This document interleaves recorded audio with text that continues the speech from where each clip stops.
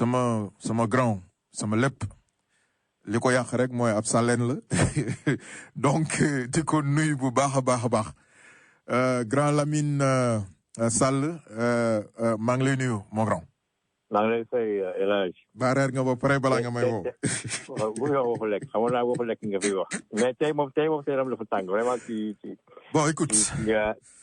tey moom les grands thèmes ci abord de grands thèmes yi nga xam ne. it's hard it's for mon grand dama li ma métti dafa bëri quoi xam nga àddina nga ne ci lu bëri métti la su mënoo ci dara. dëgg la. mënoo lu dul lii. you know. Absolument. And it's just hard, you know, it's just too much. Mais yàlla baax na. yàlla baax na. waaw donc ginnaaw bi ñu la nuyoo.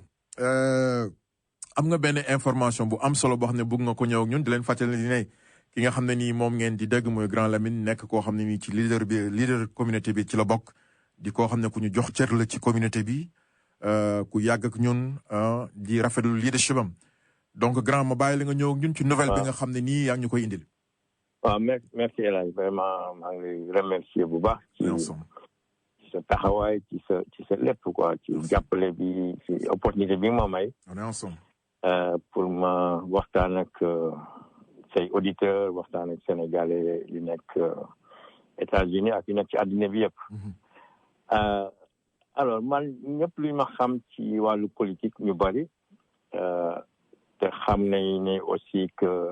parti bu ñu doon tuddee parti réew mi laa doon yëngatu bokk ci ñi nga xam ne ñoo ko njëkk taxawal fii ci Amérique depuis 2004 2005 boobu président Idrissa Seck amee jafe-jafe ak président Wade ba mu jàpp ko tëj ci kaso bi bokkoon naa en tout cas ci njëkk taxaw woote pour que ñu dem devant les Nations Unies pour dénoncer kabal boobu vraiment ñu engagé woon contre moom bugg ko néewal doole et cetera. loolu xam naa ci dara parce que fekk naa la sa kër ci Lexington ci jamono yooyu. on se rappelle waay yàgg na. dëgg la alors donc ma bokkoon ak président Idrissa ay valeurs yu bari ay valeurs ak gis-gis vision à chaque fois que ñu waxtaan vraiment on s'accordait sur tout. Alors depuis donc 17 ans je suis membre du parti mais yàlla def na tey gisatuma sama bopp en tout cas ci doxalinu parti bi. gisatuma sama bopp ci taxawaay bu ma waroon taxaw ci wàllu politique te far tax ne ba taxawaay boobu duma ko mën taxaw par rapport ak suñu réew parce que tey Sénégal ñëpp gis nañu doxalin bi ñëpp amul benn Sénégal yi nga xam ne tey sa xel dal na am nga tiitaange Sénégal boo gis tey am na tiitaange ci doxalinu réew mi ci tension bu ñuy vivre bi bu élection amee wala ñu jub ay élection ci tension bu ñuy vivre bi ci terrain politique bi tey nag mu war a am ay Sénégalais yi nga xam ne lu ñu war a taxaw bàyyi parparloo bi teg parparloo bi fële xool lu dul Sénégal ak intérêt Sénégal te su fekkee ne doo nekkee ci parti politique du si bari duñ lay tënk. dëgg la duñ lay tënk mooy débat amul parti politique Sénégal amul débat. donc benn leader moo fay nekk. di jël ay décisions. et puis voilà tout le monde suit. et loolu mu nekk problème bu mag parce que mën nañu wax ne suñu parti politique yi sax duñu créer ay démocrates mais ay dictateurs la ñuy créer. c'est grave parce que da ngay nekk ci bopp parti bi yow rek yaay buur yaay bu mi comme ni ñu koy waxee. da la neex fa am la neexul du fa am. voilà suñ la falee def le président de la République mais habitude yooyu nga amoon ci sa parti yooyu nga yóbbaale à la tête de l'État. ce qui est malheureux. moo tax soo xoolee suñu président yi ñu si bari duñu ay démocrates damay faral di wax ne nous sommes un pays démocrate sans des démocrates le Sénégal est une démocratie sans démocrate. alors donc taxawaay boobu nga xam ne war nañ ko taxaw pour réew mi tey loolu option boobu laa jël. moo tax dama jël décision wu démissionné ci parti Rewmi bi nga xam ne ci laa doon milité depuis 16 ans. Démissionné laa dégg. waaw envoyé naa sama lettre au président bind naa ko email envoyé ko courrier pour xamal ko ne vraiment arrêté naa compagnonnage bi et puis voilà. amul dara lu ñaaw après plus de 15 ans. oui. waaw donc amul dara lu ñaaw. et puis voilà souhaité ko vraiment réussite ci ay. mais est-ce que am na beneen parti bu ñu la mën a gis nga def ko parce que dañuy gis nit ñi bu ñu jógee ci benn parti dem ci beneen parti. wala créer mouvement wala créer parti wala genre yooyu. xam nga fi pour man. parti politique amul Sénégal. ah déet waay. Sénégal ay fans club moo fa am. fi ngeen ko déggee ci sunu Afrique Radio. fans club moo am mais loolu moo am Sénégal amul parti politique même parti yu mujj judd yi sax. récemment ne yi nga xam ne ay jeunes ñoo ko créé. ku si judd rek nga xam doo xam sax ku topp ci moom donc c'est le culte de la personnalité. donc loolu ba may milité ci parti politique du woon pour nekk fan ci kenn. d'accord mais pour indi samay xalaat. bien sûr ak sama gis-gis. c'est important ci ci doxalinu Sénégal ak lu ma yaakaar ne moo gën ci réew mi. te loolu dama ko gisul ci parti politique yi actuellement au Sénégal. donc dama reprendre sama liberté de ton, sama liberté d'expression, sama liberté de participation. C'est important. À l'effort de développement du Sénégal. di war di mën joxe sama xalaat sans pour autant bokk ci benn chapelle politique. mu nekk xalaat bi nga xam ne xalaat bu libre. bi nga xam ne amul parparloo. te loolu moo doon au début sax ñun suñu taxawaay loolu la woon boobu ñu jàppale Idrissa. non loolu c'était un mouvement. c'était ça. c'était un mouvement citoyen au départ. D'accord. Tu vois donc ci la ñu rek kon yaakaar ne vraiment xalaat yu mu amoon yi et cetera principe yu mu doon taxawal. que vraiment amoon nañu yaakaar ci moom. pour Sénégal ba léegi am naa yaakaar ci moom sax Sénégal mais je veux dire je reprends ma liberté de ton. C'est qui est important. Je reprends ma liberté de politique. Merci. Et voilà donc loolu laa bëggoon. En tout cas loolu laa bëggoon xamal sama Sénégal yi nga xam ne ñoo ngi may déglu. ak ñi nga xam ne ñoo ngi fii ci États-Unis xam ma ci réew mi et cetera xam ma ci langue politique bi. ñu xam aussi sama position ak lu tax ma. en tout cas dorénavant ñu ngi lay ñaan nga nekk consultant ci sunu Afrique. en tout cas ce serait avec plaisir maa ngi koy wax sànq rek borom yi xam-xam dañ leen di soxla donc buntu bi ibil nañ la ko à chaque fois que possible ñëwal indi say xalaat loolu dañ koy rafetlu.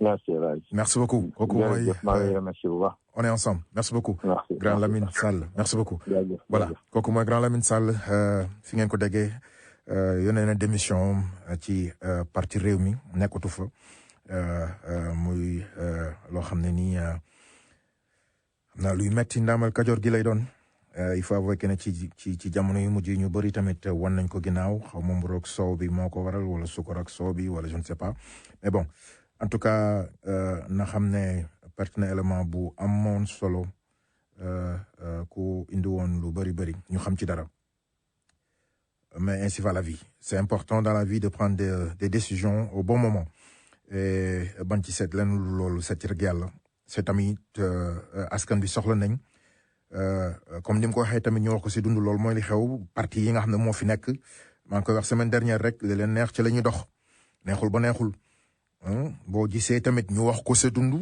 je pèse mes mots coow yi ngay gis nii yëpp mu am li ko ci gën a bëri lu ko indil mooy investiture yi jàppal bàyyal mi dugalal kii génneel kii muy loolu alors que warul demee noonu mais ainsi loolu mooy politique gu Afrique loolu mooy politique gu Sénégal mais nañ sant yàlla am nañ nit ku bees ci ñun koo xam ne dina ñëw indil ñu ay leeral ci nañ koy soxla am na ku nekk ci ligne bi ma jël ko allo salaamaaleykum kooku dem na voilà kon muy lu am solo Grand Lamine comme ni ma la ko waxee rek suñuy buntu ibil nañ la ko ci loo am rek ci xalaat yoo xam ne mën nañ ko bokk ak nit ñi muy lu am solo dam fay bil del siwat ak yéen rajo Sunu Afrique daf ñu rek lu dul bëgg leen ci xol ba tey bokk yaakaar Grand Idrissa ñu ngi lay nuyu di la jox sa wàccuwaay bismillah. merci beaucoup El Hadj maa ngi lay fay. mu lay fay baax a baax. di la jox sa wàccuwaay di nuyu aussi say auditrices ak auditeurs yëpp. alors li tax ma woote c'est juste rek pour réagir si nouvelle boobu nga xam ne bii moom laa dégg léegi. te effectivement nekkul nouvelle bu neex non seulement pour le parti Rewmi wala la coalition Benno Bokk Yaakaar mais nekkul sax nouvelle bu neex pour bépp acteur politique bu nekk aux États-Unis te xam ki nga xam ne kii moo jël boobu décision muy donc suñu xarit Amadou Lamine Sall bon li tax aussi ma woote c'est surtout pour commencer dès maintenant comme moom heureusement nee na ba léegi reste un acteur politique mais dafa ñëw rek pour gën a reprendre sa liberté de ton de participation am aussi xalaat boo xam ne bii day nekk xalaat boppam. et ce qui est important. ce qui est important parce que. ñëpp mel ñu ne yow ak man xam nga man ak yow moom bu ñu am na fu ñuy xam ne fa lañ nekk waaye teewul lu ñu war a wax dañ koy wax. absolument lu am solo. lu am solo parce que nit ki boo perdre sa liberté rek. perdre na lépp. alors ba tax na. lii nit ñi di yàgg di wax ne parti politique yi dañuy bëgg a aakimoo Sénégal defe ni ñoo ko moom. c'est pas normal. loolu man dama si yàgg d'accord ak ñoom parce que dañuy réere mbir. que les politiciens au Sénégal sont en fait minoritaires. C'est le minimum, c'est pas la majorité des Sénégalais. Là di nga koy wax. Elhadji Tall dina koy wax. Bon ba tax na. Le débat politique, le débat public ne se limite pas au parti. ñëpp ñoo ci am xalaat. parce que parti politique yi li tax ñu taxaw teg seen dënd dañu ne dañu bëgg a waxal. dañu bëgg a defar suñu àddina donc. mënuñu jël suñu bopp rek takk ko jox leen ko ne leen defal leen neex. donc pas du tout. nous sommes des acteurs politiques. Alors de telle sorte que je considère que Lamine. En fait, sa dem bi am nañ ci regret, mais am nañ un respect fondamental. C'est important. À ta décision. Parce que nit moom. dëgg la da nga koy nangul nit ku nekk yaa moom sa bopp. yaa xam. boo toogee engagé wu dans un mouvement politique c'est parce que yaa toog ba mu neex la nga gis lu la doy nga engagé wu. dëgg la. boo toogee ba aussi ci kanam. nga gis loo xam ne lii neexatu la wala dalatul sa xel. am nga toute ta liberté. pour na nga décider woon engagé nga décider ko. dégager. c'est ça c'est loolu mooy honnêteté. am na ñoo xam ne ñu ngi des ci ay parti say wax dëgg yàlla seen xol nekkatu fa dañ fa toog noonu rek loolu baaxul. lii grand Lamine def lii mooy lii nit war a def. nii la góor di def. nii la citoyen bu baax di def parce que. c'est pas parce que rek da nga nekk ci parti politique ci ngay mun a actif wala ci la askan wi war a jëriñoo. donc voilà mais grand Idrissa balaa xam naa dama lay bàyyi nga tëj foofu rek parce que am na fu mu la soxla. mooy li nga xam ne ñu ngi koy dund fi ñu toll nii ci wàllu parti parce que maa ngi doon xool kenn laay mun a am ci Benno Bokk Yaakaar. heureusement yàlla indi na la donc bëgg naa ci am sa xalaat ginnaaw boo tëjee rek ci chapitre bu comment dirais-je grand Lamine voilà. voilà ni may tëjee ci chapitre Lamine avant ñu ñëw sur la situation politique. en général. moo di que am na ay points yu ma d'accord ak moom ci approche am. et là je lui dis que maa ngi koy ñaan rek mu may ma cette possibilité ma engager dès maintenant le débat avec lui en tant que acteur politique bi mu doon. pas donc l'allié wala le militant de Rewmi mais en tant qu'acteur politique parce que ñooñu kon ñu a participé. am na approche boppam bon il considère que il n'y a pas de parti au Sénégal. Il y a des... Fans club. Un fans club, qu'il n'y a pas de débat dans les partis. Et que partis, au lieu de créer des démocrates, ils créent des dictateurs. C'est l'expérience du mou vivre, xamna les guiné nonou. Ko partager ak nit ñi. Bari na ci morom nak. Je dois l'avouer. Dama bëgg partager sama expérience pour wax un mot par rapport ak li mu wax ne y' a pas de parti au Sénégal y' a pas de débat dans les partis. xalaatam la. toujours damay bu ma déggee ni ñuy wax loolu dama leen di wax bu leen en fait généraliser. tous les partis au Sénégal ne sont pas en fait identiques par rapport ak façon yi ñuy dundee. ak façon yi ñuy doxalee. lu ma xamul nag du ma ko wax. mais dama nekk dans un parti. waaw yéen seen parti moom ñëpp nangu nañ ne moom wax dëgg yàlla bi ñuy xale ba léegi.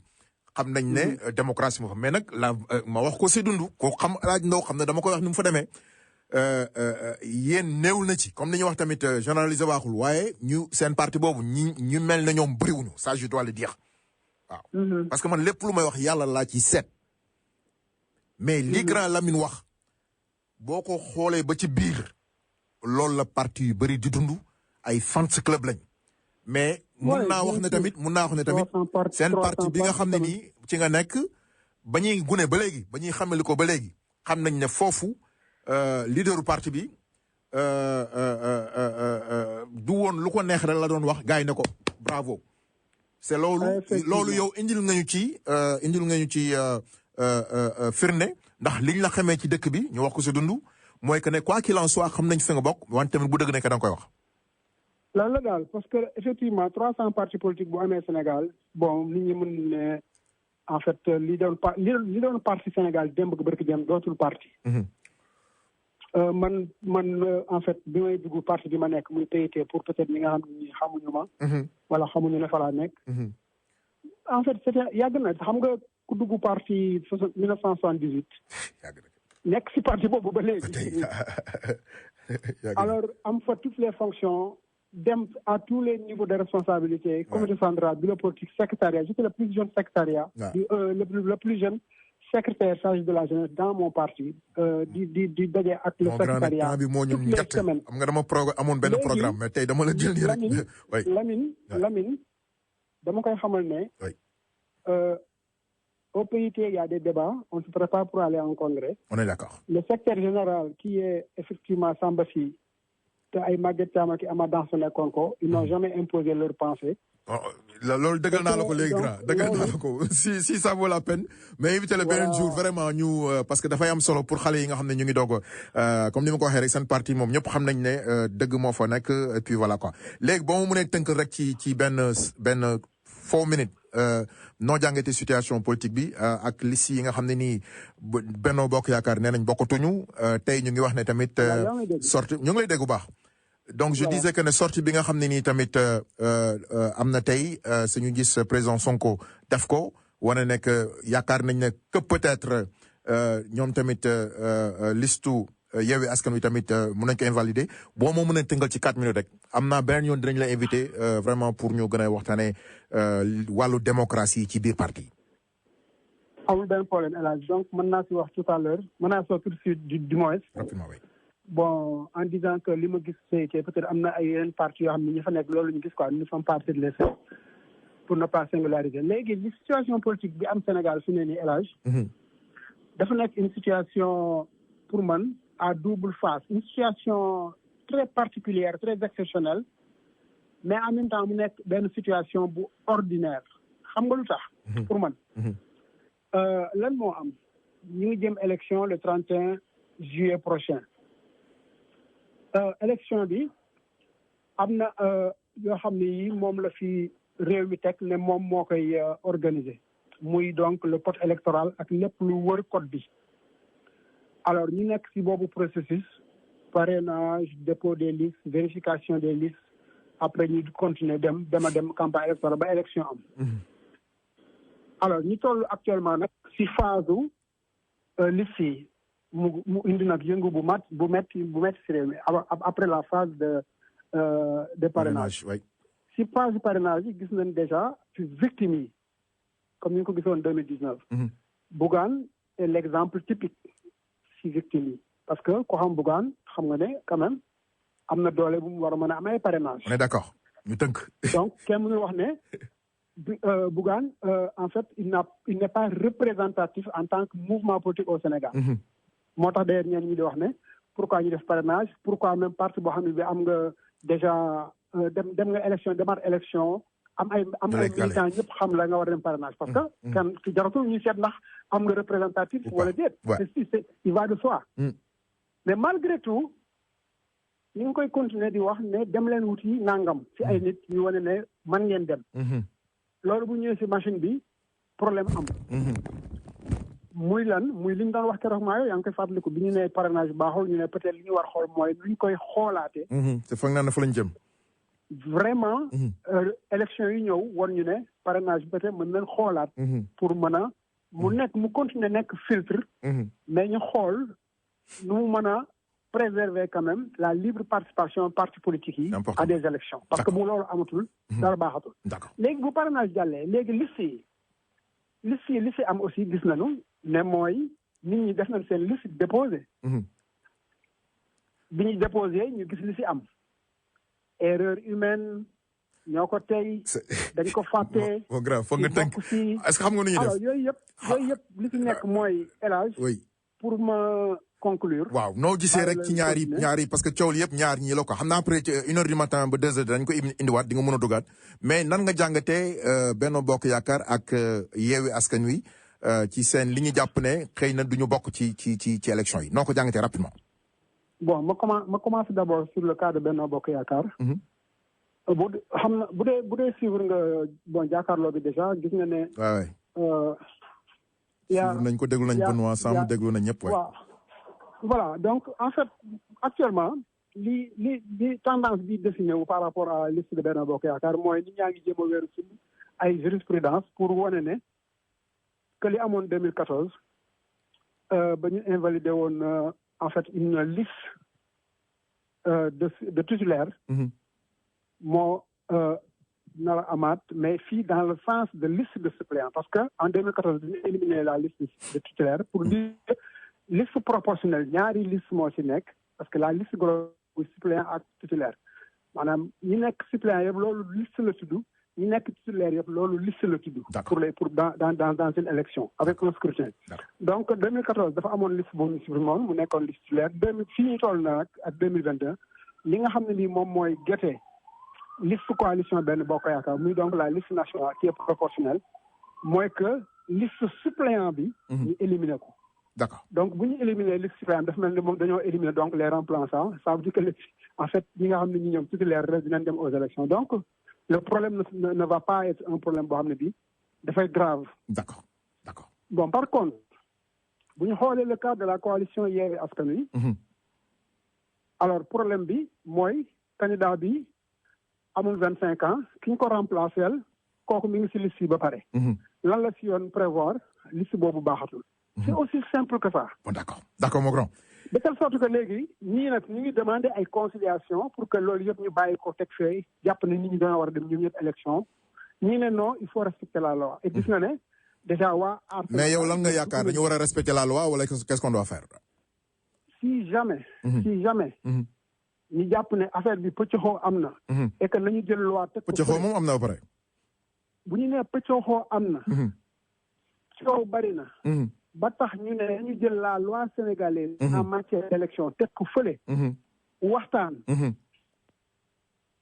on aurait commis une grave erreur. merci beaucoup parce que loolu rek laa bëggoon dégg. à quoi bon. on a compris ñu ngi lay xaar ci kanam. d'accord El Hadj jërëjëf merci beaucoup mon frère merci beaucoup voilà am na mbokk muy woote mu baal ma rek temps bi moo njat dama amoon benn gan bu ma war a jël depuis Sénégal sax mais bon il fallait ma jël quand même c'est important